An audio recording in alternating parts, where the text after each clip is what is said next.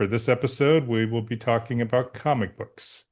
Tom is gonna fucking geek out.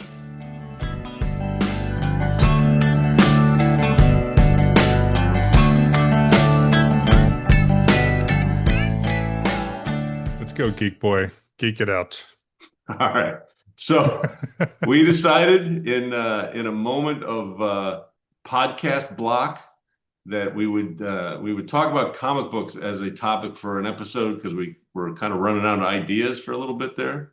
And I think your response was, "Yeah, I guess."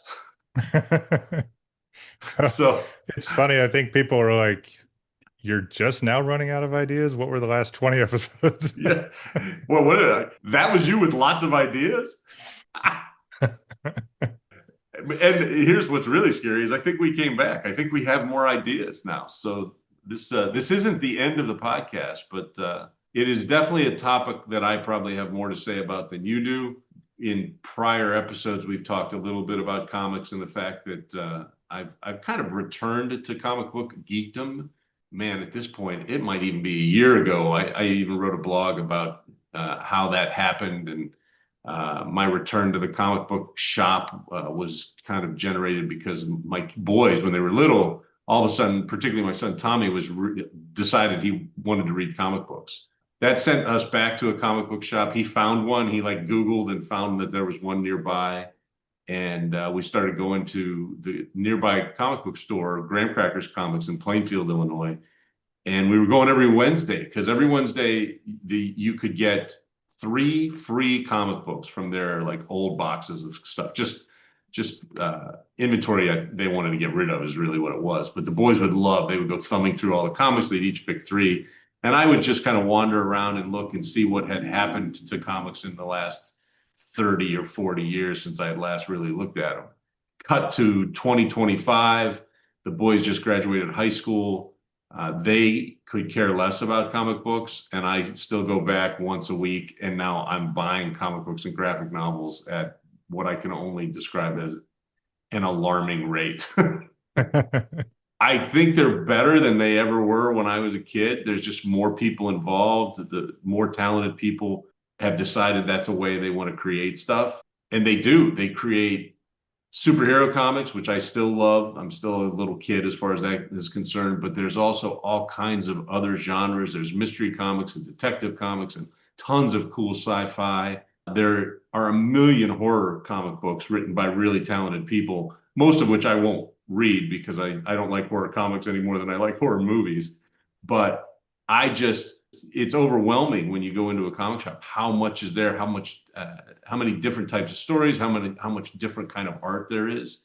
I think in my mind, and I think for a lot of people, a lot of critics, that format, that media is, or medium, I guess, is much more legitimate as a creative form, I think, than it was back when I was 10 or 12 and when I was reading comics, because it's a different way to tell a story. If making film is an art, and I think it is because of the way it combines writing and photography basically, then I think that comic books are similar in that way. They tell a story in a completely different way than a novel does. And I like both of them. And I read tons of novels, and I read these days tons of comic books. Yeah, you were the one, we talked about this on a previous episode, but you were the one that got me into comic books again. I mean, I read a little bit when I was a kid. Pathetically, I think I read Archie comics more than any other comics just because they were at the checkout lane, and my mom would always Sure. buy it for me. But you got me into X-Men and some of the other superhero ones. And you're right. I mean, some of the art in those is beautiful. I mean, even the way it doesn't always go right to left or left to right when you're reading. It can go in different ways through the page. And it's just cool to think about how they're moving your eyes through the pictures and the captions and all that other stuff. And sometimes, pages, like if you came to a page in a book that had no words, you'd be like, huh. But you'd have a page. I remember some of them like where something dramatic happens and there's no need for words and it's just right there. It is a really cool medium. I've not embraced it as much as you have, probably just because of time. But I have some favorites. And when we get to our draft, I think we'll have very different ones, but I have some ones that I will still go back to every once in a while. Yeah, it's funny. They have, and there's a lot of terminology. It's a very technical type of storytelling. What you just mentioned, they call splash pages. There'll be full page renditions of some part of the story, and like you said, sometimes no dialogue, no, these days you don't see a lot of sound effects that are drawn out in comics like back when I was a kid. But these artists have come up with, they've mastered the classic way of telling comics, and some of them are just phenomenal in how they've pushed the boundaries in the way that they draw or even paint. One of the comics that I'm going to talk about in a while, everything is done. All of the art is watercolor.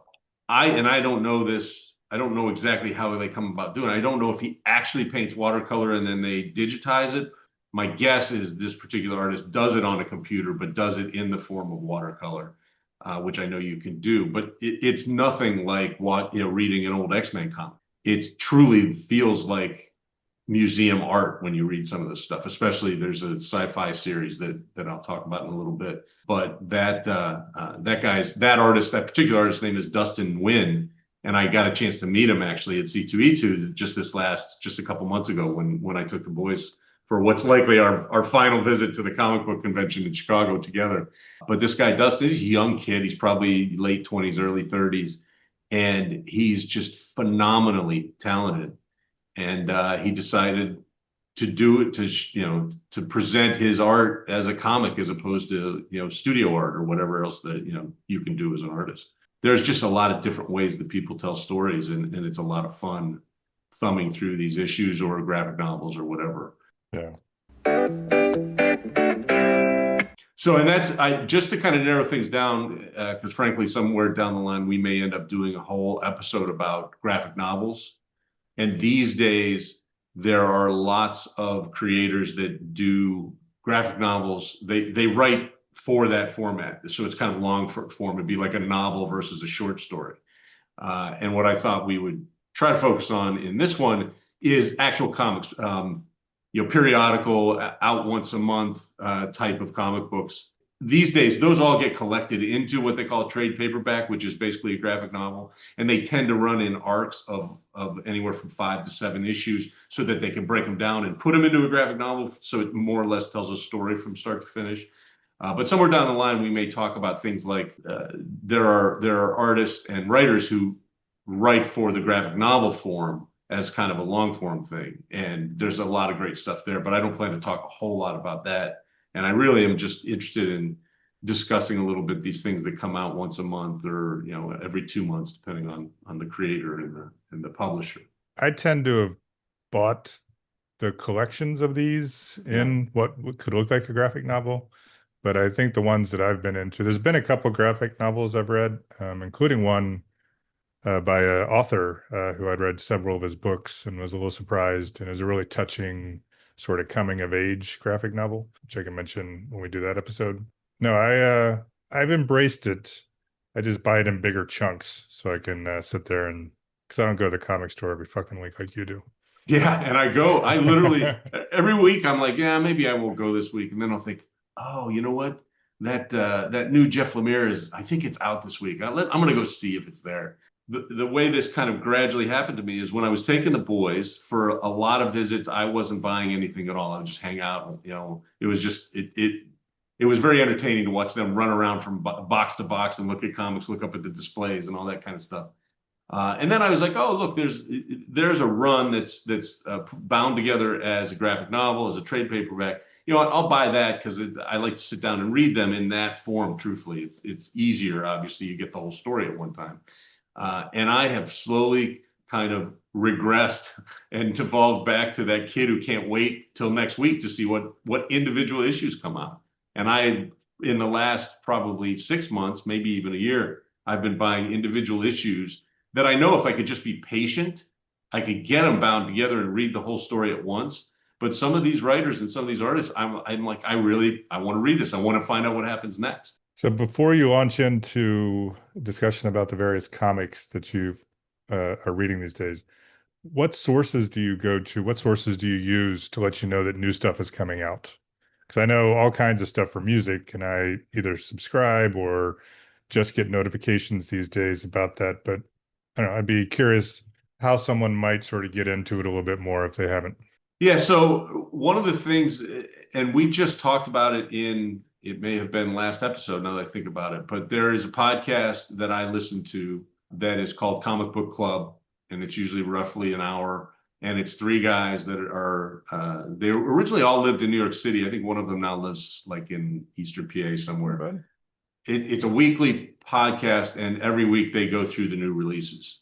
So I these days, for maybe the last couple months, I've been listening to that podcast because I kind of like those guys. They're kind of funny and entertaining, but they go through and they literally will talk about like 30 comic books that came out that week. And some of them I don't care about, some of them I do, but I'll kind of just pay attention and mentally check those off of a list. So that's one way. The other way is the comic shop itself because they display new releases. So when you go in, when I go in, lots of times I don't know exactly what I might be looking for, or I don't remember there's a series I was reading. And the comic shop I go to actually, the issues that are brand new, they put a little placard in the display and it'll say new release, or the other placard they use is last week's release. Everything else that's on there could have been, who knows when the hell they actually put it out for display, but you can always find the new ones very easily. And that's probably the most pragmatic way that I do it, is just, that's one of the reasons I go to the shop, is like, hey, what's new out? And the only other thing that I kind of use is Amazon. About 2 or 3 years ago, they bought an app. I guess technically it was a website, but it was called Comixology, and it was like a comic reading app, but it was also it was a way to find where new releases were. So on my Amazon account, if I click on, there's a certain tab and it'll say new releases, and sometimes I'll go to that as well.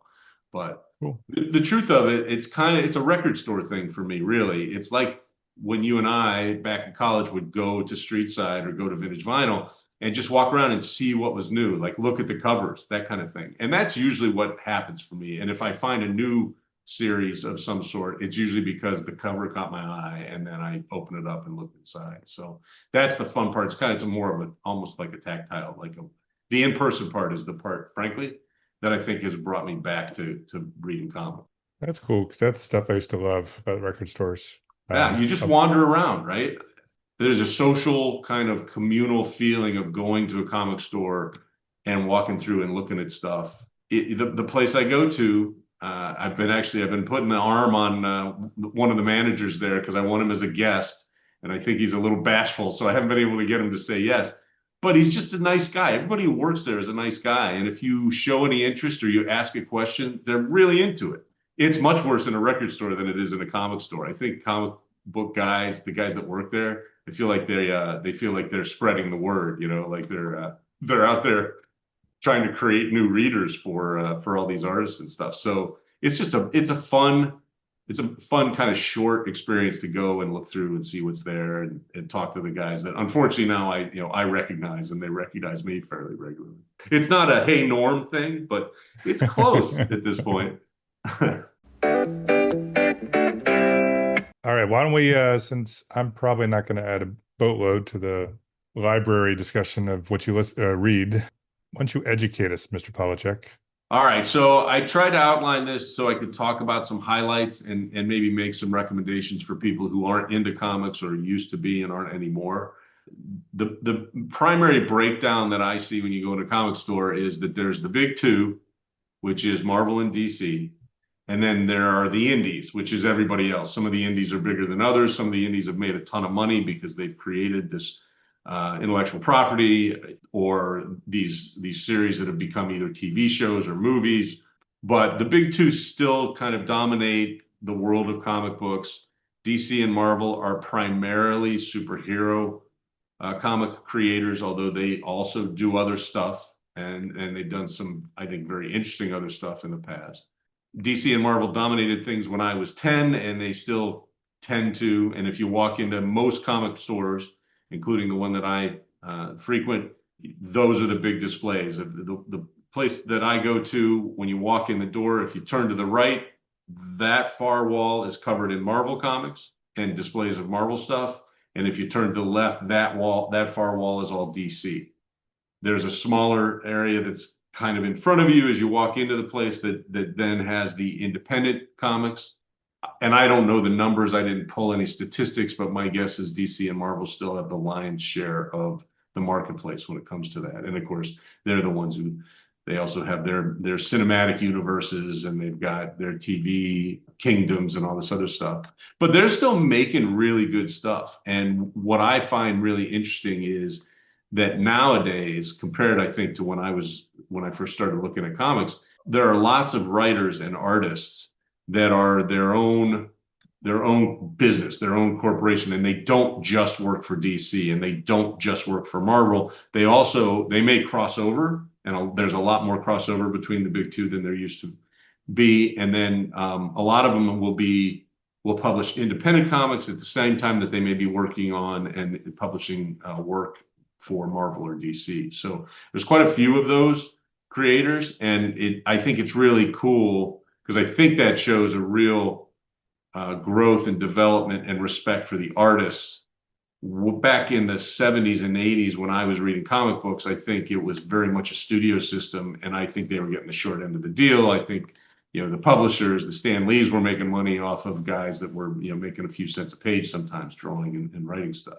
I'm looking at my screen right now, and it looks like you, while I was blabbering, saw that in terms of the well, actually, it just popped off the screen. What's the percentage of market share right now? Right now, Marvel has 33.3% and DC 26.9%. And that's actually a narrowing because in the start of the year, Marvel had a 13-point percentage lead over DC. So Yeah. together they have, roughly 60% of the market.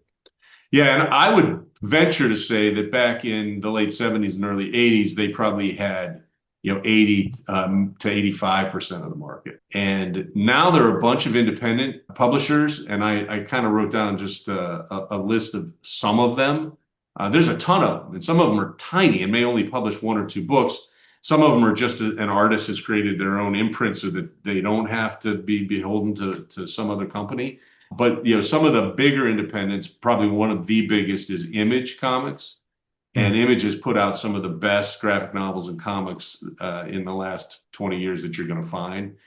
There's IDW, there's Dark Horse, Boom Studios, which does a lot of they seem to do a lot of work that is based upon existing intellectual properties. So like Firefly, the sci-fi show, or Star Trek, I think used to be Boom Studios. I don't think it is anymore. Buffy the Vampire Slayer. There's like really good comics that have taken those things that were created in another media and continued the stories or done prequels or whatever it may be. Boom Studios, I think their whole business model must have been to buy up the intellectual property and then turn it into comic books.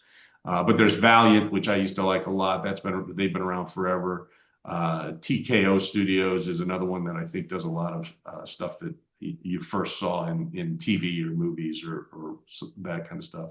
There's one called Black Mask, which I think is very cool. I believe is completely Black owned, minority owned, and they create a lot of very specific minority characters, Black and Latino and what have you. That's been a fun one to check in on every once in a while. So there's a lot of indies now, and I think they've slowly, as a group, have taken over more of the market share. My guess is Image is still relatively low in terms of the individual company, but if you lump all the indies together, obviously you're talking about like 40% now, and I bet you it used to be half that easily. Yeah. So did DC and Marvel, do they do the non-superhero genres, or is it mostly superhero? Yeah, they do, and not as much. And obviously they know where their bread is buttered, and they've got these characters and these legacies that they know people will still buy, people like me, but they do occasionally come out with stuff that it has to be considered more sci-fi, or they'll have imprints that are actually DC owned, but they call them something else. There was a Netflix show that got pretty popular for a while. I think they did 2 or 3 seasons, called Sweet Tooth. And Sweet Tooth is a post-apocalyptic sci-fi thing that is fantastic, by the way.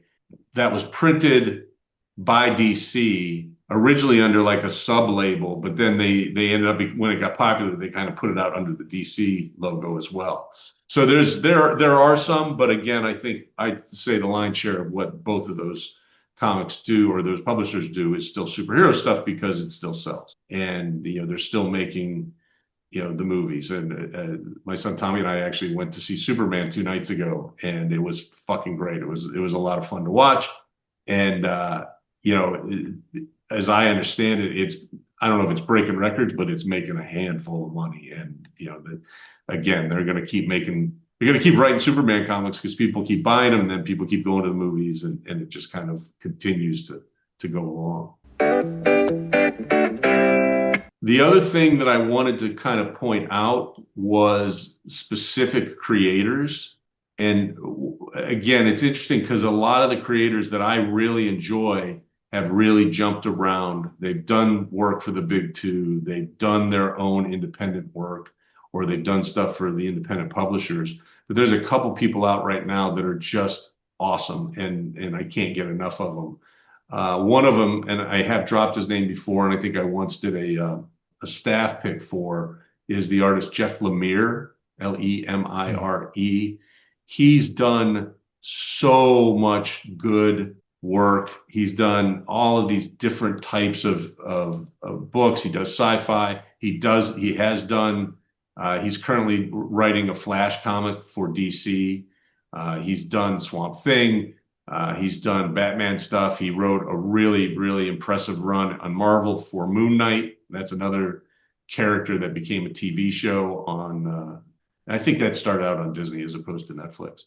But he writes horror. He's the guy who wrote Sweet Tooth. The recommendation I made not long ago was a series that's ongoing called Minor Arcana. And that's this weird kind of spooky fortune, story about this woman who has fortune teller powers. One of my all-time favorite series is a sci-fi series called Descender, which is about it's a post-apocalyptic world, I guess. It's after the robots took over and practically destroyed humanity across the universe. And then he followed up Descender with Ascender, which is more focused on magic, but it's set in the same universe. And he's just this incredibly creative guy. That's the guy, by the way. Ascender and Descender are the ones that Justin Nguyen did the art for. That's the watercolor stuff. It's just beautiful to look at. But he's amazing. There's a guy named Tom King that apparently used to be formerly he was a CIA agent, and he's written independent stuff, and he writes a lot for DC, and I think he's written a little bit for Marvel as well. Anything he does currently, he's doing a lot of work with Wonder Woman, the comic Wonder Woman, which I hated when I was a kid, and what he does with it is amazing. There's a guy named Brian K. Vaughan who he wrote Saga, which is one of the most, I think, one of the best-selling sci-fi comics that's out there at this point. And he also did Y: The Last Man. Again, turned into a TV series. It was kind of short-lived, but the graphic novel, the comics are just phenomenal. So they write across genres. I think maybe that's why they like comic books, because they can just write whatever they want, and they appear to be able to sell it. Not everybody is as talented as those guys, but they're definitely worth looking for if you happen to find yourself in a comic shop. So if I find myself in a comic shop, I may have to call you.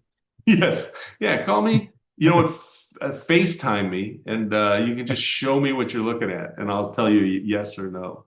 Yeah, currently people, phenomenal creators. There's actually, the other thing that's kind of cool is that I think comics have opened up to women and minorities.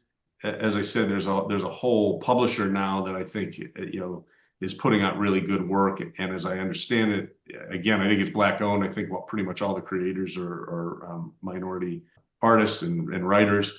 There's a couple recent books that I've read, or series that I've read by women. G. Willow Wilson is a fantastic comic book writer. She also writes novels, I think. Kelly Sue DeConnick writes some of the best stuff that I've been reading recently.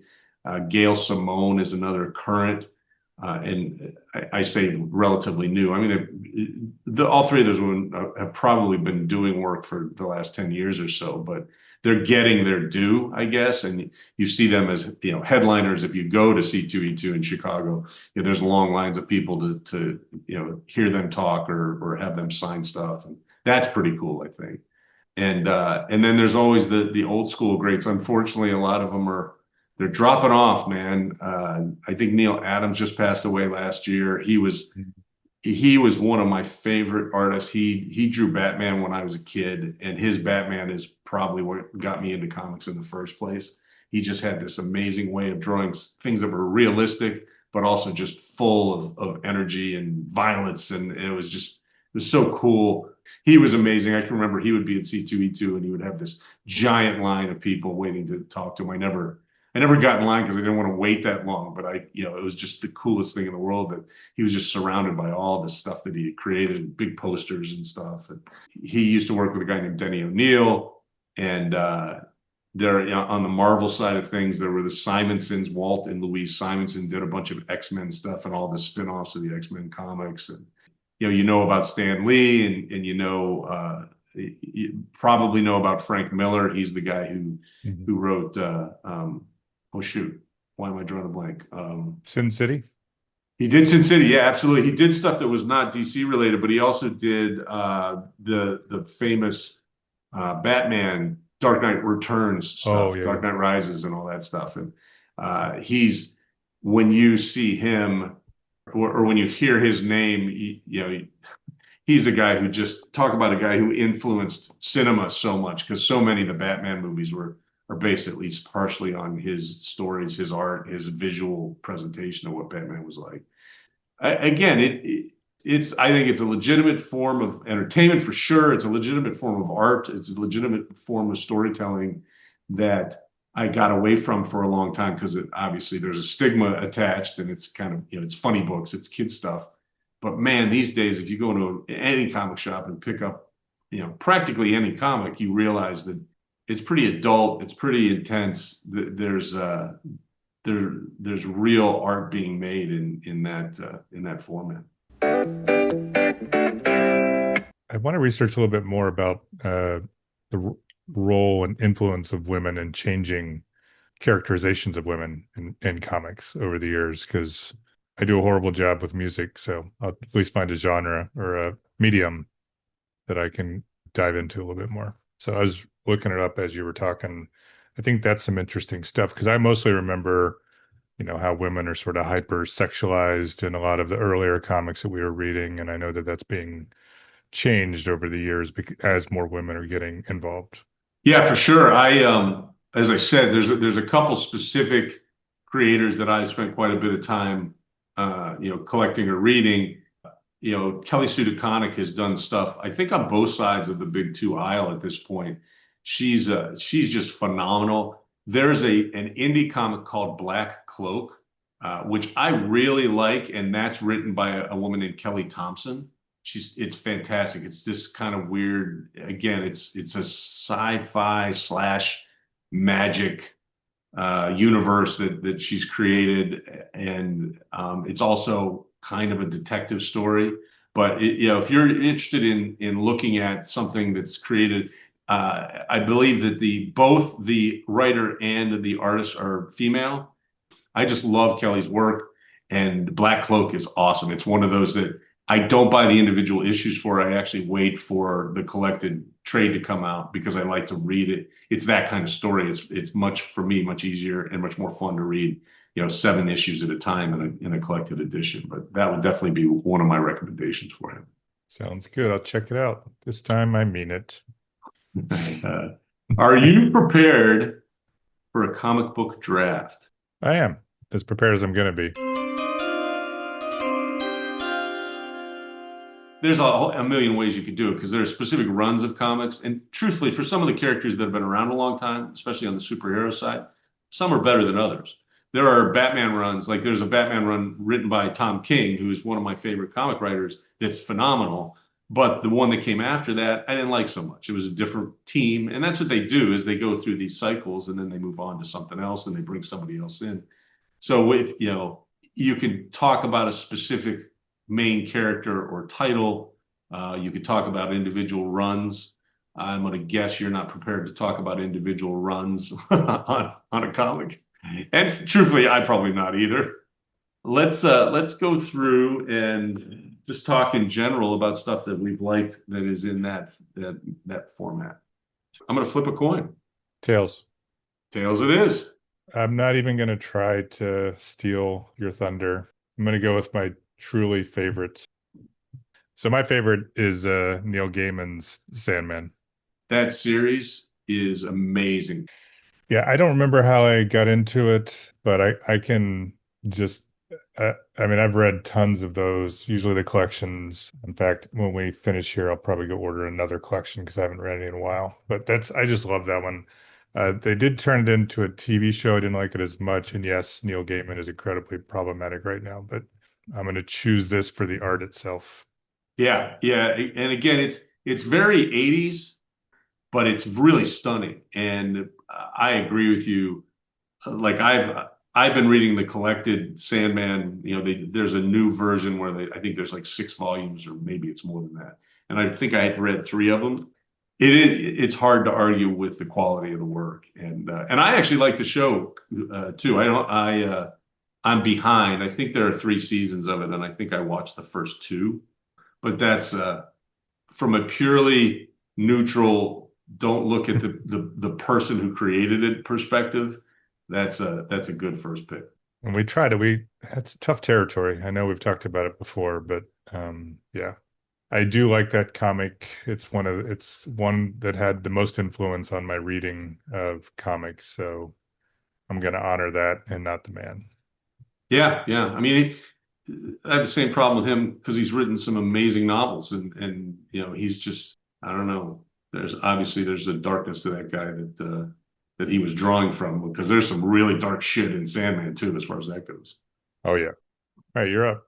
All right, as with all of our prior drafts, this is a serpentine draft, so I am going to take the second and third picks, and I'm going to pick. Now that I look at what I'm doing, it's kind of funny, at least to a comic book geek. My second pick is, or the second pick of the draft. My first pick is Nightwing.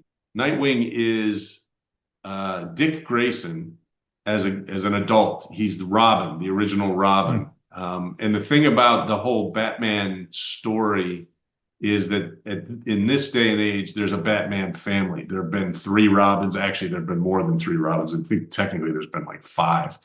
But lots of them have their own, like they graduate from being Robin to being a different superhero, and then they get their own comic. And there are all kinds of people that are kind of satellite to Batman, like Batwoman and Batgirl. There's one of each.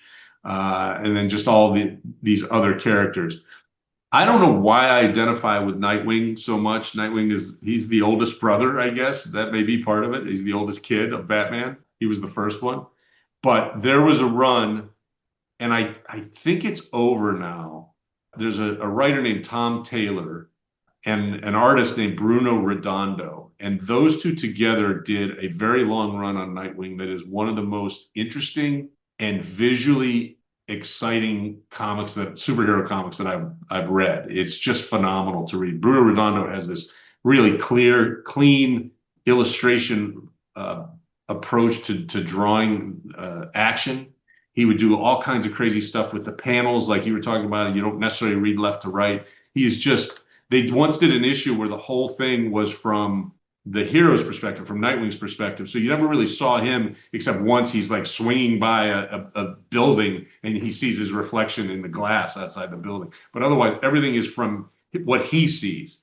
And they did an entire issue that way, and it was phenomenal. It was such an interesting thing to read.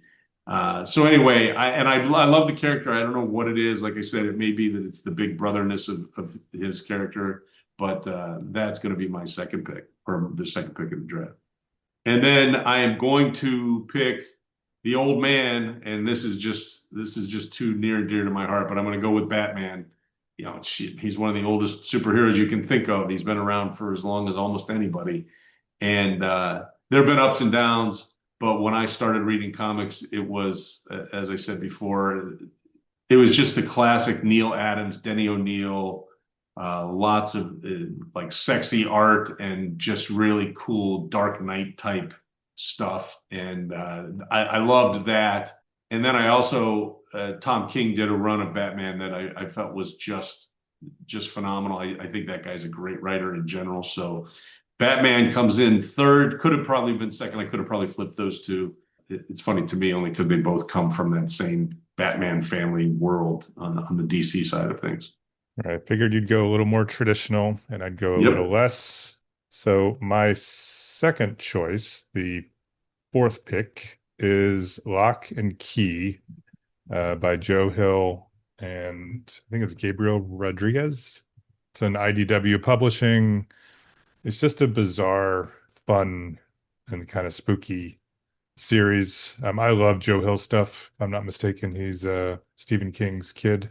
This is just some weird shit where they can like pull keys out of their heads that take them into different dimensions and stuff. I don't know if you've ever read it, but that was one of the earlier, like I bought it in a collection and I just thought it was weird and funky and I loved it. This episode's making me think about going back and reading some of this stuff again. So that's my choice. I've never read Lock and Key. It is renowned as being one of the classic indie comics that you can get. There was a TV series again that was based on it, but I don't think it lasted very long. I didn't watch that either. I have not gotten around to reading it, but everything I've heard is that it is really, really cool. It is also, I think, a little creepy. I think it's got Yeah. kind of a horror element to it. I think that's probably why I've steered away from it for the most part. And then my last, or my not my last one. This will be my last non-traditional one because I'm running out of them. But I did watch. I've read Watchmen, saw the movie. I like the edginess to it. I like the more modern take. It's probably not modern to you, but it was for me because superhero heroes were always just straightforward superheroes when I was younger. And this brings the human and sort of the dark side to it. I don't know if it's one of the first ones to do it, but it was for me. So I love Watchmen. Yeah, that's another one, and that's at this point that's considered a classic, I would say, and I do think it was the first mainstream anyway comic that came out because that came out as a DC comic, by the way, and it was a complete deconstruction of the whole idea of being a superhero, and like you said, much more humanity and a lot of flaws in those characters, and he changed comic books by writing and putting out Watchmen. And I'm with you. I actually do reread that every few years. I'll go back and I think it's really interesting. But man, you talk about so many comics have done different versions of what they did with Watchmen, and lots of DC and Marvel comics have relied, I think, on Watchmen to do really interesting things too. So that's definitely like a foundational book for anybody who reads comics these days. All right, that takes us to pick six in the draft, and I am going to pick one that I mentioned before, and that is the series that's called Descender, written by Jeff Lemire, art by Justin Wynn. I talked about it already. Actually, I would say read Descender and Descender. Those are together. I guess that's my sixth pick because they run. It's Ascender is just a continuation of Descender, but they're also a limited run series. There's a beginning and end to everything, so it's I like it in that regard. But it's a very, very interesting story. The characters are very memorable, and the art is absolutely phenomenal. So I would highly recommend that you read that. And that is my pick number six. And my pick number seven is a comic by Tom King, who I mentioned before, and it is Mr. Miracle.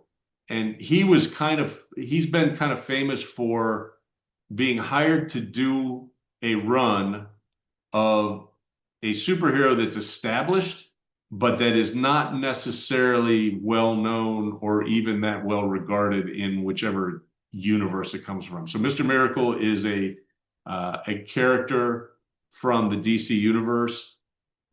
He is when it first came out decades ago, he was kind of known as an escape artist. He's got this crazy backstory where he's the son of a god, basically, but he was traded for the son of a different god, and he was raised in this hellscape of a world. Tom King took all of that and planted him firmly in the DC universe, but more like a Earth today. And he's just got just a great way of writing these stories and writing dialogue and interactions between characters. And I think it was an award-winning book. I know it was highly regarded, critically acclaimed. And that's Mr. Miracle by Tom King, which is a DC book. Dude, you're killing me with your specifics. Yeah, well, I definitely picked ones that I fucking love. So I actually know a little bit about them. So that takes you to 8 and then 9, my friend. Yes, I'm going with Why, The Last Man on Earth. I did read that. I'm not just choosing it because you mentioned it. I really enjoyed it. Him and his monkey, and I mean, it's science fiction, which also appeals to me. I like the gender elements of it. It's just a really fun and entertaining and thought-provoking comic. And I know they made a TV show out of it, but I never saw that. I'm just going totally on the comic book. Even in comic books, you managed to steal one of my fucking choices, you son of a bitch.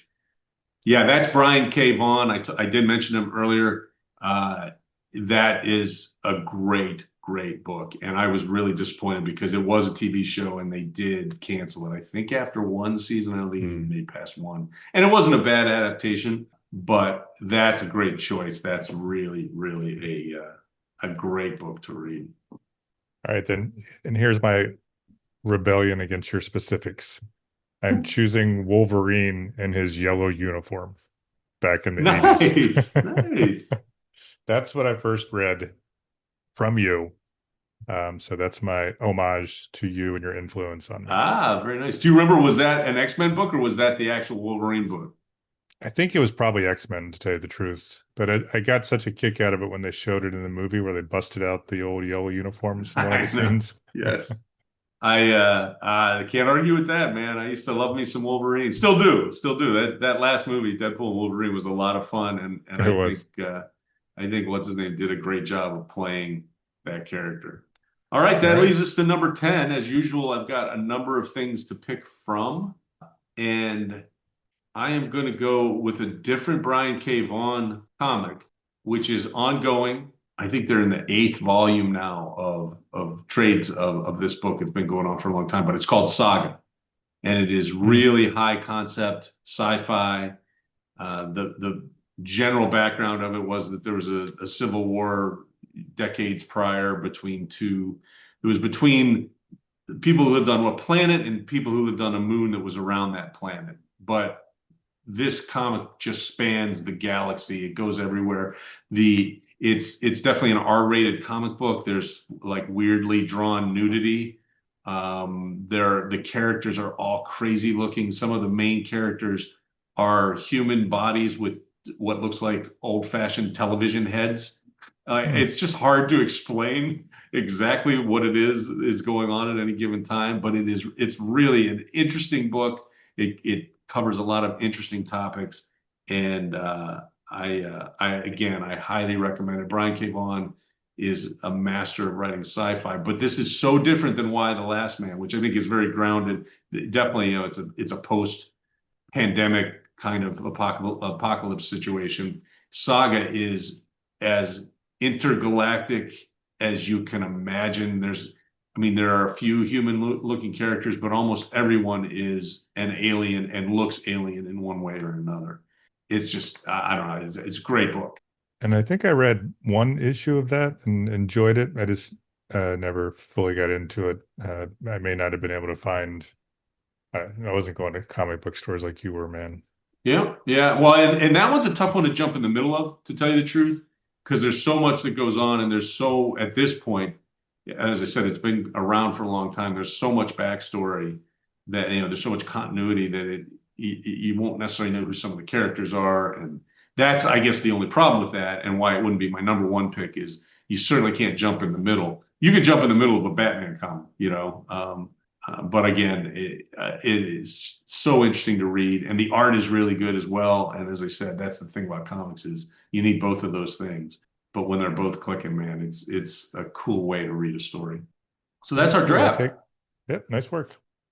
Yeah, you managed to pull that off. I wasn't sure exactly where you were going to go with that. Plus, a lot of good picks, and still managed to steal one of my draft choices. So you're, That's a yeah. win for me. I'm impressed. All Next right. is our loft of wisdom. You better open up your eyes, baby, because fools do get wise.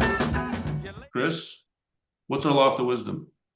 Loft of Wisdom is where Tom and I will add quotes to a virtual loft that is paying tribute to the wooden lofts that we had in our college dorm back in the day. So we'd write those in pen or Sharpie or whatever we could find, usually in a drunken state. These we're just typing into our website, thirdsonginpodcast.com. And there's a Loft of Wisdom tab there where you can check out all the quotes that Tom and I are adding this season. Do you want to start us off? I do. I am starting us off with the most classic comic book quote I think that anyone could think of. It's pretty schmaltzy, but it still holds up. And frankly, there are a few people these days that I wish would maybe reread the first issue of Spider-Man and reread this particular quote, which comes from Uncle Ben, Peter Parker's uncle, who tells Peter that with great power comes great responsibility. And it was true then, and it's true now, and is like I said, as schmaltzy as it may sound, I feel like it needs to go up on the loft. So that's my quote. Perfect. Well, I went in a little bit of a different direction. Also went with a superhero quote, but I went with one from Prince's Bat Dance. There was many I could have chosen, but I went with "Get the funk up, Batman, get the funk up." Um, and there's some double, triple, quadruple entendres throughout the song. One of my favorites is "Hey Ducky, let me stick the 7-inch in the computer." I don't think I ever knew that was a lyric in that song. But that's from Tim Burton's version of Batman. I love Tim Burton. Talk about, funky and weird stuff, and the Batman that he put out was equally weird, and this was a fantastic choice for the soundtrack. Oh my God. I almost picked Bat Dance for our playlist actually, because Oh, I nice. love that song. And I think that's a great line. Get the funk up, I think is a really it's a great line. All right, that takes us to post facto. It's a mistake. It's a mistake. This is where Tom and I will correct mistakes, complete thoughts, fill in blanks of whatever we left out in the previous episode. And Tom has a doozy. I do. I actually have two for post facto. I'll start with the most egregious, which is, and I'll just read what I wrote in the outline. In our Rocky episode, I couldn't have fucked up my description of Creed 2 and Creed 3 any more than I did. It was so bad and so embarrassing to me as I presented myself as an expert on Rocky movies that I edited it completely out of the episode. So I'm admitting a mistake that I could have hidden, but I just feel like the universe requires me to say, I got Creed 2 and Creed 3 messed up. I got them confused one for the other. And you drafted, I believe, Creed 3, and I gave you shit about it, kind of. And you basically said that you had taken it from an article you read that said Creed 3 was better than Creed 2 and was a pretty good movie. And I went on this long tirade about how that person must only be like 17 years old and doesn't know what the fuck they're talking about. Well, it turns out they did. I didn't. I won't go any further than to say Creed 3 is a better movie than Creed 2, and it certainly deserved to be drafted in our draft. And I I don't know that I've spoken with more authority and been more wrong in my life than what I did in that episode, which is why that I then completely cut it out because I didn't want anybody to hear me sound like an asshole. It's just an influence of the times. You don't even have to apologize. You can just say whatever the fuck you want. And Should I just repeat it until yeah. everybody thinks it's true? Yeah, no shit. I get maybe that's why I wanted to come clean because I just don't want to be that guy. Yes. So I owe you an apology for that, and I owe the listeners a post facto, even though they wouldn't have known. The other thing that I wanted to bring up, though, you had it was in our draft for action movies. You picked the movie Cop Shop, which I had never heard of, hadn't seen, didn't know about. Told you I was going to watch it, did watch it, which is, consistent. I usually watch what you recommend or listen to what you You do. recommend. You usually just blow off what I say. However, didn't like it at all. Oh, really? I did not. One of the things you really liked was the lead was a woman named Alexis Louder, who plays a cop, and she's a badass. And I agree with that. And I thought she was really good in the movie. Like her character made sense to me, and I really liked the way she handled everything. And it was one of those Die Hard kind of situations where she got the living shit kicked out of her. She got shot, she got beat up, but you believe she perseveres just through sheer force of will. And I like that part of the movie. I did not like any of the rest of it. It didn't make any fucking sense to me. I didn't know why and how all these people were in the same place at the same time. I know it was supposed to be engineered that way, but I would not have drafted Cop Shop. And I just felt like I needed to go on the record. No, that sort of balances things out. You apologize on one hand and you take it back on the other. No, Yeah, it's I will say watch the whole thing. Yeah, I mean, I did want to find out what happened at the end, but then the end happened. I was like, well, that fucking was dumb. And I did see it on an airplane, so I was sort of a captive audience. So maybe it was a lot more entertaining at that moment. It might make my watching on an airplane draft. I will say that. Yeah, we'll do that. Now we have staff picks. Just around the corner from you. Staff picks is where we pick something new or coming out soon that we're excited to hear, listen, read, etc. You got a staff pick for us? I do. I think I mentioned this band, if nothing else, in a blog. It's a new band that I'm starting to get into called Arts Fishing Club. Sort of, Americana-ish with a funk. And this song highlights that as much as any. They played it at the Rooster Walk Festival that I went to a couple weeks ago, and I'd sort of forgot about it. So when they released it, I was excited to hear it again. It's called Gary Busey, and a lot of repeated lines over a sort of funky beat. It's one of the more upbeat and fun songs that the band has done to date, and they don't even have a full album yet. One of my favorite lines is "Loosey, juicy, crazy in the head, Gary Busey." And there's no better way to describe Gary Busey. So That's awesome. Yeah, so you saw these guys play, right? Yeah, I saw them live. They were to me, I tabbed them as the band most likely to break out from where they're at right now. So they've just released a couple singles. Their sound's coming together. I thought the lead singer, though, had a real great stage presence, worked well with his band. I don't know if I mentioned this. The only thing that I thought was interesting is at one point, the rest of the band left the stage and he sang several songs alone, which, it worked. But it seems, I don't know, you just wonder about band dynamics as someone becomes the true center of the band. And maybe it's not an issue, but maybe it is. You texted me from that festival, I think, as you were listening to those guys. Yeah. And I think before they finished their set, I had listened to one of their songs and I really like that band. Like they're definitely on my list too. Do me a favor, if it turns out he ends up just being a solo artist, make sure you let me know what his name is, because I like them a lot. I haven't heard Gary Busey yet. That must have just come out recently. Like did it come out within like the last week or so? Yeah, I think it's this week. So okay, yeah, cool. Because I've listened to what they have out, and as you said, there's not a whole lot right now, but I really like them, and I'm trying to keep an eye on, if they're going to be touring up in the Midwest or anything like that. I definitely want to see them. So, and I really like that line too. So I'm in. My staff pick is a more established artist.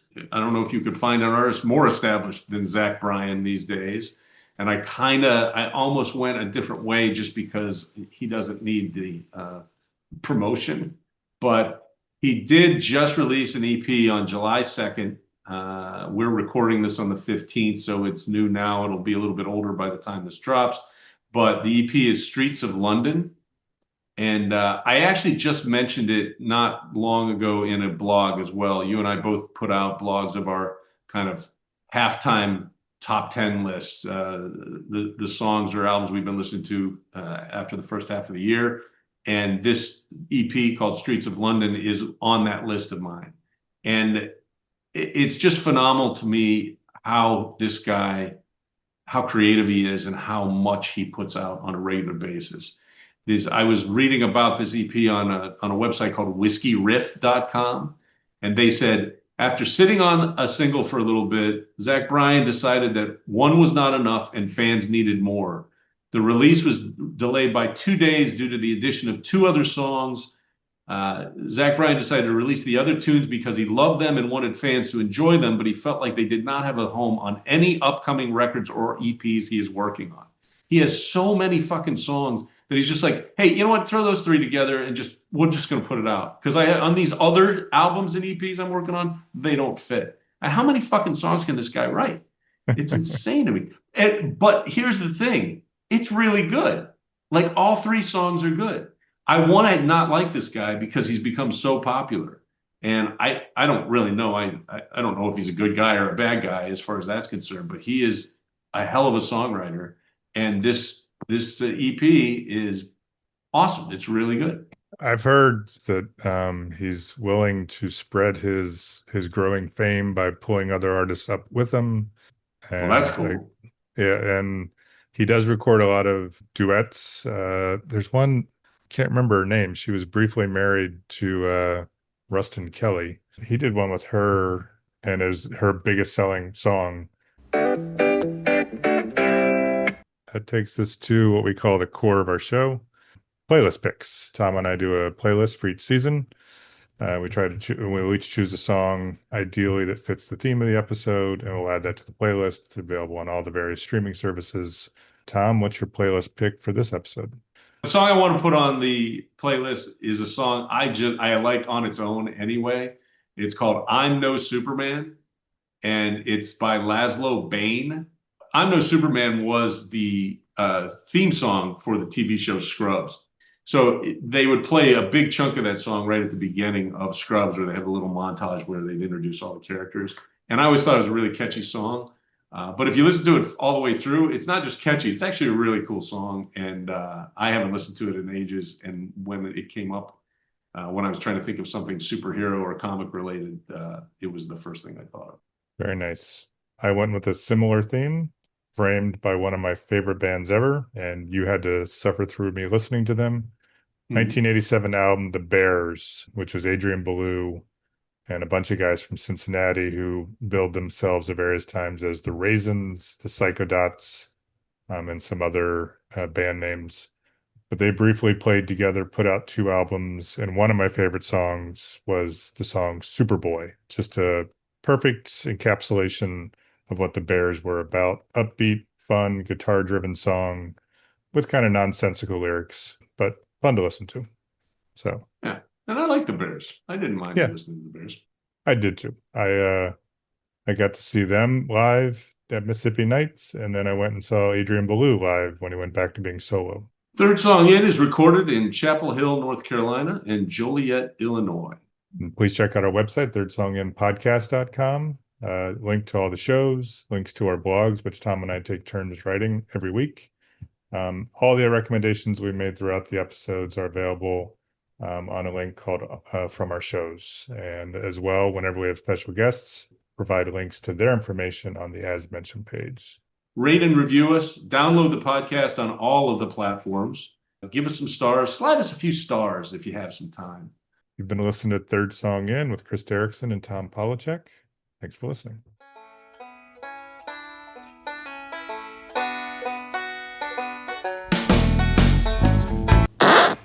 Oops. Oops. Fucking oops. There's no oops. There's no oops in podcasting. You're a nice guy.